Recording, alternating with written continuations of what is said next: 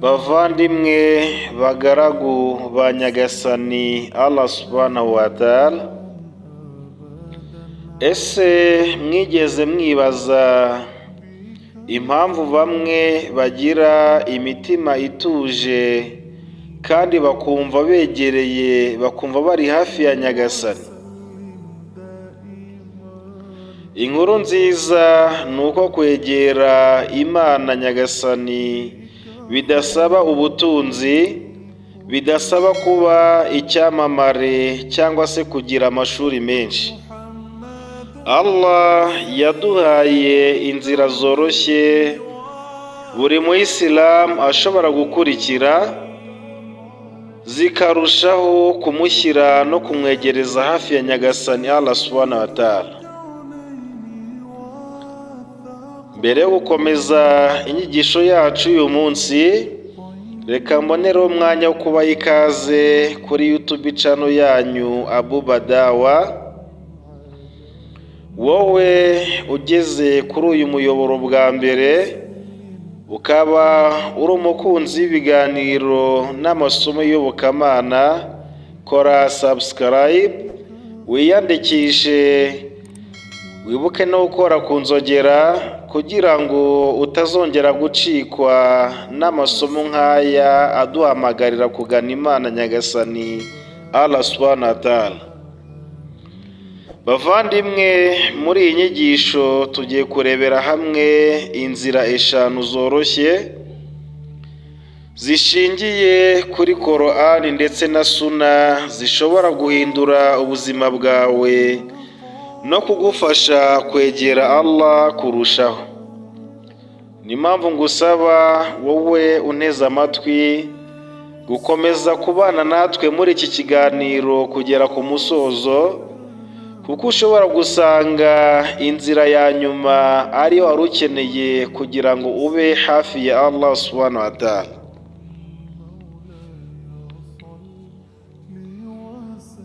Assalamu alaikum wa rahmatullahi wa barakatuhu. Ntangiye mbifuriza amahoro n'imigisha n'impuhwe bya Nyagasani Allah subhanahu wa ta'ala. Nshuti bavandimwe, alhamdulillahi rabbil alamin, ishimwe n'ikuzo byuzuye byose ni iby'Imana Nyagasani Allah, umuremyi w'ibiremwa byose. Allah we uduha ubuzima, Allah we uduha amafunguro, Allah we uduha kumva no kubona. Amahoro n'imigisha nibisakare koherezanyijwe ubutumwa, akaza ari umuburizi ku muryango mugari w'abatuye isi, ari we Muhammadi sallallahu alaihi wasallam.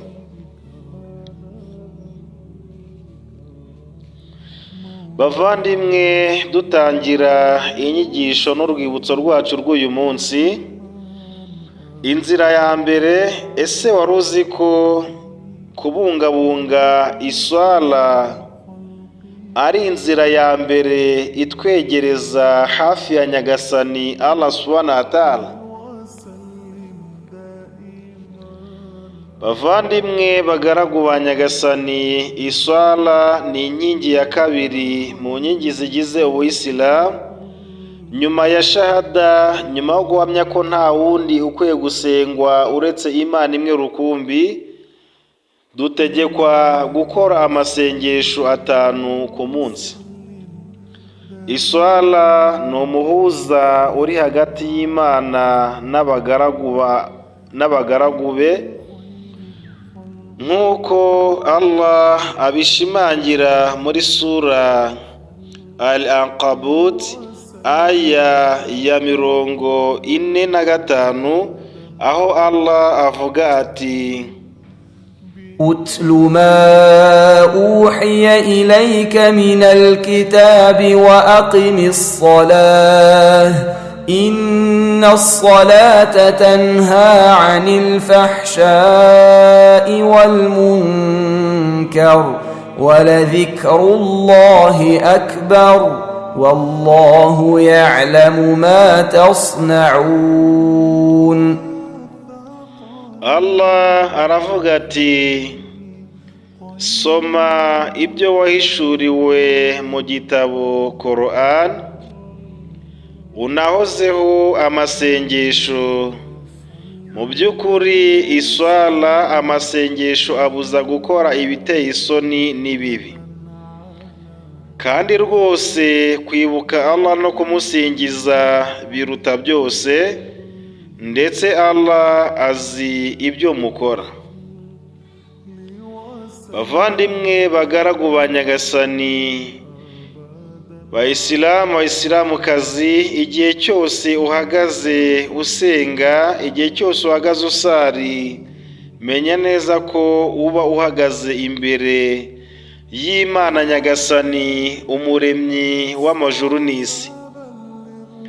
Muvandimwe, tekereza uko witwara iyo uri imbere y'umuyobozi wa hano ku isi.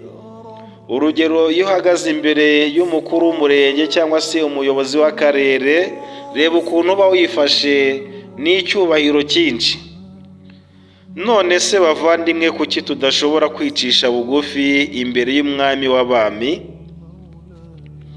Kubera iki cyubahiro duha abayobozi b'isi? Kuki iyo tugeze imbere ya Nyagasani tutibuka kumuha icyubahiro nawe akwiye, kandi ari we muyobozi w'abo bose utinya?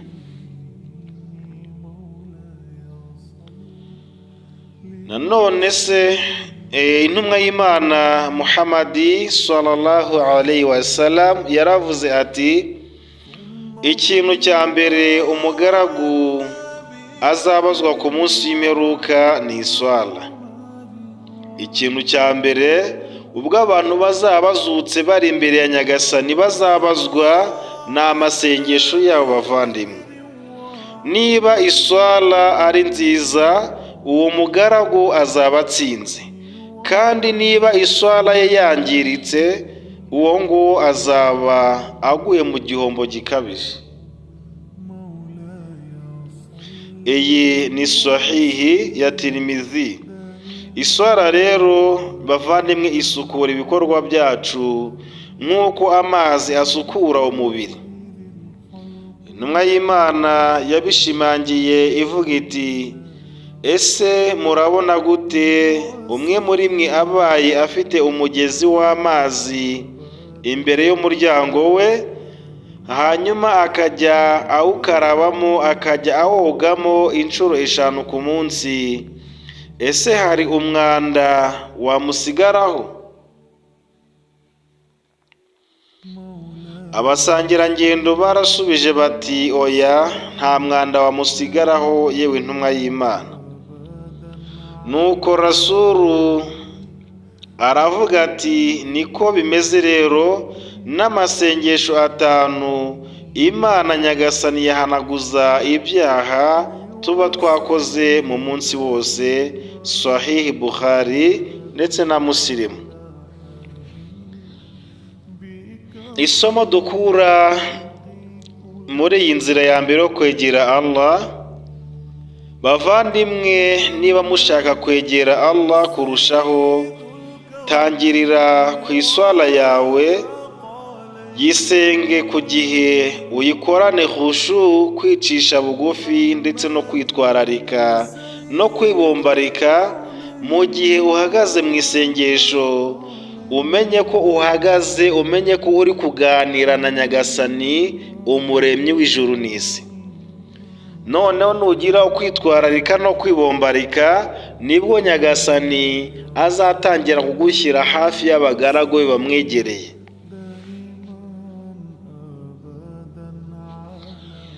Inzira ya kabiri mu nzira zitwegereza zikanadushyira hafi ya Allah, harimo gusoma no gutekereza kuri Quran. Bavandimwe bagaragu ba Nyagasani, Quran si igitabo gisomwa gusa, ahubwo Quran ni ubuzima bw'umutima, ikaba n'umuti wa roho. Allah arabishimangira muri sura Al-Isra aya ya 9, aho avuga ati, إن هذا القرآن يهدي للتي هي أقوم ويبشر المؤمنين الذين يعملون الصالحات أن لهم أجرا كبيرا. mu by'ukuri iyi Korani iyobora abantu mu nzira itunganye kurusha izindi, ikanaha inkuru nziza abemeramana ba bandi bakora ibikorwa byiza ko rwose bazagororerwa ibihembo bihebuje ari ryo juru. Bavandimwe bagaragu ba Nyagasani, hari abantu benshi bafite Korani mu nzu ariko ntibayifungure, ukwezi kose ugashira ntawe ufashe musafu ngo arambure asome amwe mu magambo ya Nyagasani ayikubiyemo. Nyamara Allah araduhamagarira kuyitekerezaho. Allah aduhamagarira gusoma Korani kenshi ndetse no kuyitekerezaho kurushaho, kugira ngo idufashe kwibuka, idufashe kwegera Allah subhanahu wa ta'ala. Ibi Allah akabishimangira muri sura Nisa aya ya 82, aho avuga ati: أفلا يتدبرون القرآن ولو كان من عند غير الله لوجدوا فيه اختلافا كثيرا. Ese ntibatekereza kuri Korani? Allah hano arabaza ati, ese ntibatekereza kuri Korani? Iyo iza kuba yaraturutse ku wundi utari Allah Nyagasani w'ibiremwa byose, rwose bari kuyisangamo ukwivuguruza kwinshi. Impamvu rero Korani ari igitabo kidashidikanywaho ni ukubera ko ari kalamullah, ari amagambo y'umwihariko yaturutse kwa Nyagasani umuremyi w'ibiremwa byose. Intumwa y'Imana sallallahu alayhi wa sallam yaravuze iti, umuntu usoma inyuguti imwe mu gitabo cya Korani, mu gitabo cya Allah, yandikirwa ahembwa icyiza kimwe kikubye inshuro 10. Niba muvandimwe usomye inyuguti imwe muri Korani, Allah azaguhembera icyiza kimwe ariko kikubye inshuro 10. Bityo rero bagaragu ba Nyagasani, ntimukavuge muti nta mwanya dufite, kuko n'iminota 10 ku munsi ishobora guhindura umutima wawe kurushaho kwegera Imana Nyagasani Allah subhanahu wa ta'ala. Jya usoma, usobanukirwe n'ibyo usoma kandi ubishyire mu bikorwa, nibwo uzaba hafi mu begereye, nibwo uzarushaho kuba mu begereye Nyagasani Allah subhanahu wa ta'ala, Imana ibidushoboze. Inzira ya gatatu mu nzira zitwegereza Allah. Ese wari uzi ko kwibuka Allah, zikiri, nabyo biri mu bidushyira hafi y'impuhwe za Nyagasani Allah subhanahu wa ta'ala? Bavandimwe, Allah ntiyadutegetse kumwibuka mu masengesho gusa ngo nitumara gusara tumwibagirwe, ahubwo yadutegetse kumwibuka igihe cyose ndetse n'aho turi hose n'ibyo dukora byose. Bavandimwe, hano Allah arabishimangira muri sura Al-Baqara aya 152 agira ati: فاذكروني أذكركم واشكروا لي ولا تكفرون. Allah aravuga ati, ngaho nimunyibuke munansingize, nanjye nzabibuka, nzabazirikana, kandi munanshimire ntimukampakane. Nimunyibuke munansingize, nanjye nzabazirikana, nzanabibuka kandi ntimukamakane, ahubwo mujye muhora muri mu banshimira ku ngabire zitandukanye mbaha. Allah agakomeza muri surati Radu aya 28 aho avuga ati الذين آمنوا وتطمئن قلوبهم بذكر الله ألا بذكر الله تطمئن القلوب. ba bandi bemeye kandi bakagira imitima ituje kubwo gusingiza Allah, mu by'ukuri mumenye ko gusingiza Allah bituma imitima yanyu igira ituze. Mumenye ko gusingiza Allah bizana ituze n'ihumure mu mitima yanyu.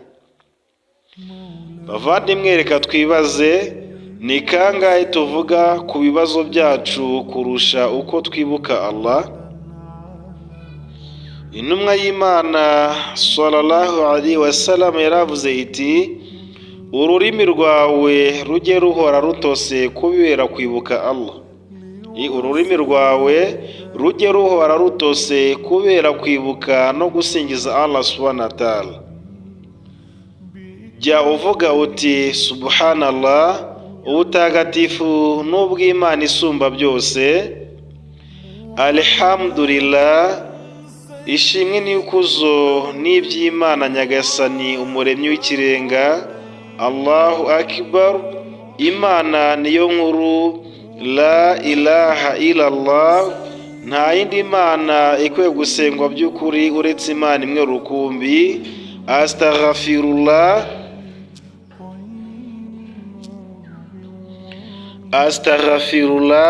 Mana mbabarira ibyaha byanjye. Bavandimwe, aya magambo asa n'ayoroshye mu kuyumva, ariko afite ibihembo bihambaye ku munzani w'ibyiza ku munsi mperuka, kubera ko intumwa y'Imana yavuze ngo aya magambo aruta ibyiza bingana no kuva kuri isi kugera ku ijuru. Bityo reka dusabe Allah ashoboze indimi zacu kuba muzimusingiza. Nyuma rero nibwo tuzarushaho kwegera no kuba hafi Allah subhanahu wa ta'ala. Inzira ya kane, ese wari uzi ko kwicuza no gusaba imbabazi bitwegereza Allah? Bagaragu, bavandimwe, kuri iyi si nta muntu utagira amakosa. Kuri iyi si turiho nta ntungane ibaho, kubera ko ducumura ijoro n'amanywa. Allah azi intege nke zacu, niyo mpamvu yadufunguriye urugi rwa tauba, niyo mpamvu yadusigiye umuryango wo kwicuza, umuryango wo gusaba imbabazi ku byaha tuba twakoze. Ibi bikaba bishimangirwa n'amagambo ya Allah aboneka muri sura At-Tahrim aya ya 8, aho Allah avuga ati, يا أيها الذين آمنوا توبوا إلى الله توبة نصوحا عسى ربكم أن يكفر عنكم سيئاتكم ويدخلكم جنات تجري من تحتها الأنهار يوم لا يخزي الله النبي والذين آمنوا معه نورهم يسعى بين أيديهم وبأيمانهم يقولون ربنا أتمم لنا نورنا واغفر لنا إنك على كل شيء قدير. Allah aravuga ati, yemwe abemeye, nimwicuze kwa Allah ukwicuza kwa nyako, kugira ngo Nyagasani wanyu azabababarire ibyaha byanyu, anabinjize mu busitani butembamo imigezi ijuru, ku munsi Allah atazakoza isoni umuhanuzi Muhammadi n'abemeye hamwe nawe. urumuri rwabo ruzaba rukataje imbere n'iburyo habo, bavuga bati nyagasani wacu twuzurize urumuri, unatubabarire ibyaha byacu, mu by'ukuri ni wowe ushobora byose. Allah akomeza atubwira ngo muri sura Az-Zumar aya ya 53,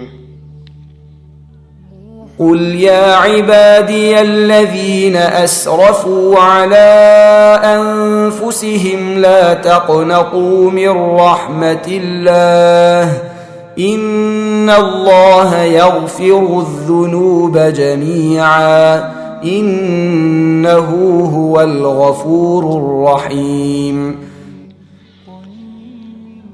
vuga yewe Muhammad uti yemwe bagaragu banjye mwakabije mu kwihemukira, ntimukajye mwiheba kuko impuhwe za Allah zikiriho.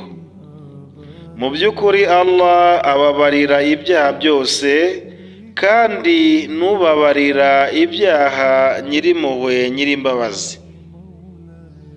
وأنيبوا إلى ربكم وأسلموا له من قبل أن يأتيكم العذاب ثم لا تنصرون.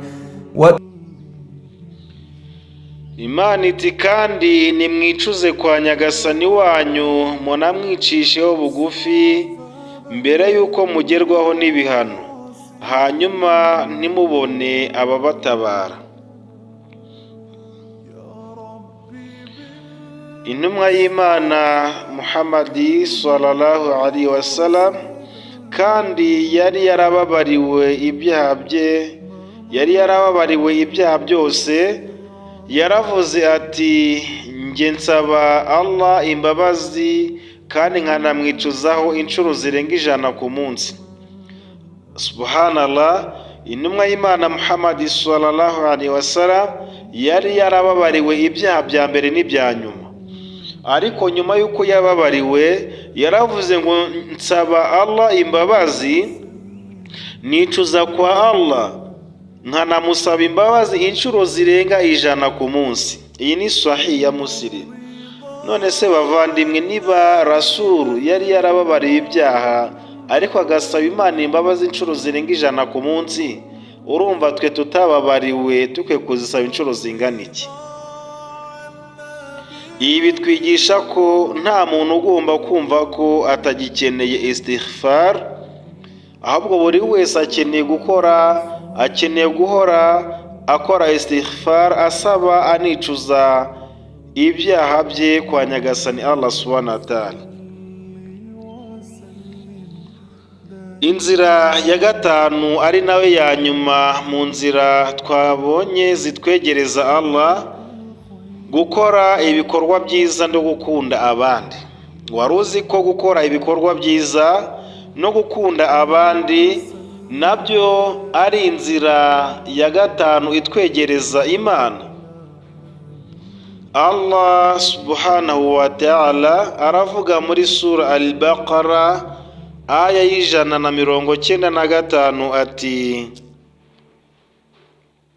وأنفقوا في سبيل الله ولا تلقوا بأيديكم إلى التهلكة وأحسنوا إن الله يحب المحسنين. munatange mu nzira ya Allah, ariko ntimugashyire ubuzima bwanyu mu kaga. Munakoreye ibyiza, mu by'ukuri Allah akunda abakora ibyiza.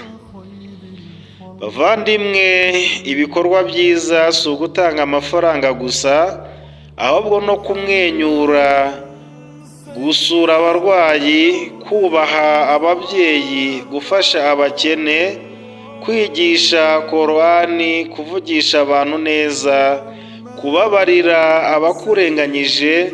Ibi byose ni ibikorwa byiza bitwegereza Imana nyagasani Allah subhanahu wa ta'ala.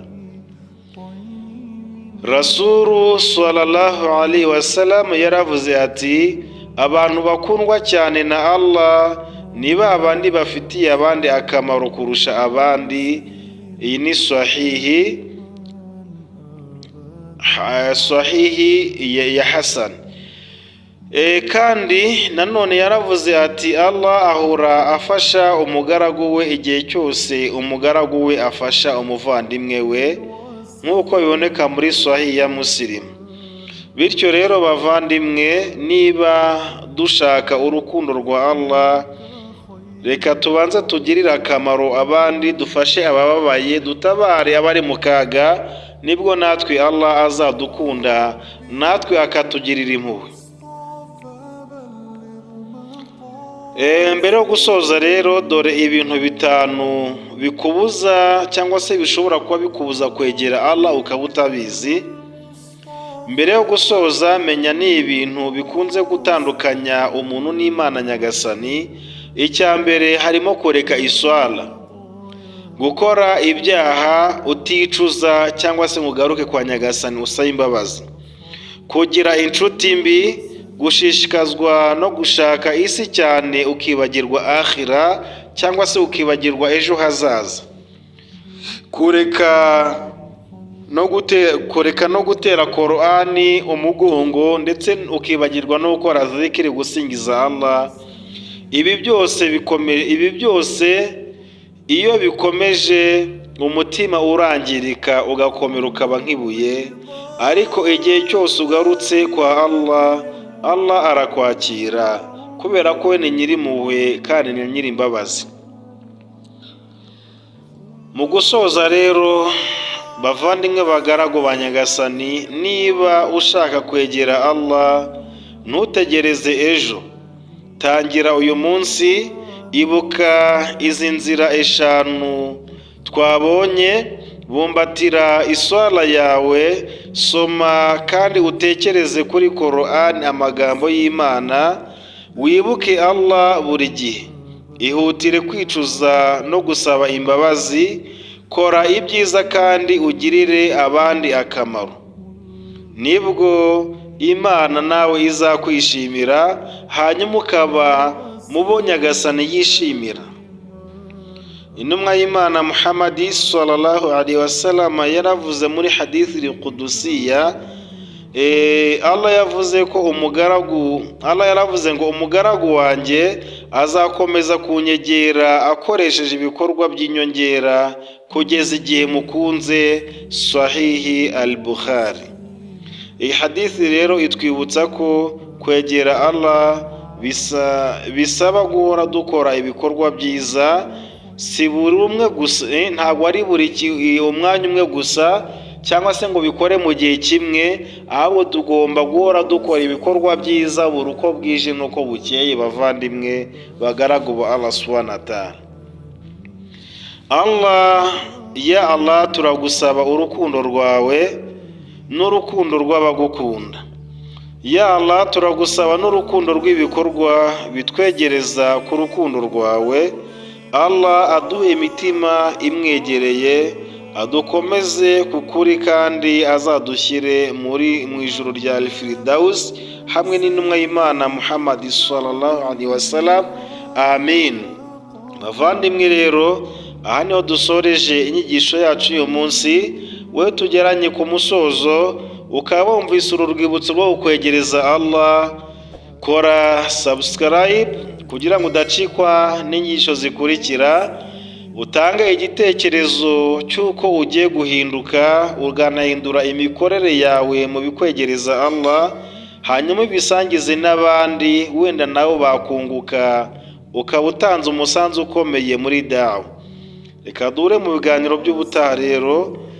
Wa akhir dawan alhamdulillahi rabbil alamin. Wassalamu alaikum wa rahmatullahi wa barakatuhu.